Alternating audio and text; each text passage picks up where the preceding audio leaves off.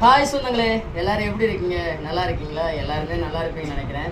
சொந்தங்களே, இன்னைக்கு சமையலை பார்த்துருப்பீங்க. இவ்வளோ ஒரு எளிமையாக கண்டிப்பாக நீங்கள்லாம் சமைச்சு சாப்பிட்ருக்க மாட்டீங்கன்னு நினைக்கிறேன். எவ்வளோ ஒரு எளிமையாக இருந்துச்சு அப்படின்னு சொல்கிறத கமெண்ட் பண்ணுங்கள் சொந்தங்களே. பார்க்குறதுக்கு எளிமையாக இருந்தாலும் சாப்பிட்றதுக்கு ஒரு செமையான ஒரு டேஸ்ட்டில் இருக்கும். யாராக இருந்தாலுமே டேஸ்ட்டாக சாப்பிட தானே ஆசைப்படுவாங்க. அப்படி ஒரு எளிமையாக டேஸ்ட்டாக சாப்பிடக்கூடிய சமையல் தாங்க இன்னைக்கு சமைச்சது.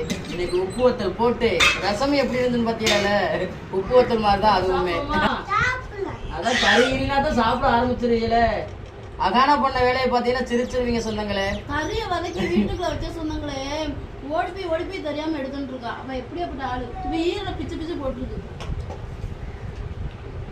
நான் பிள்ளைங்களை பொறுத்தவரையே நம்ம சாப்பிட்ற சாப்பாடு உணவு பழக்கங்கள் காரம் சாரமாகவே கொடுத்து பழக்கியாச்சு.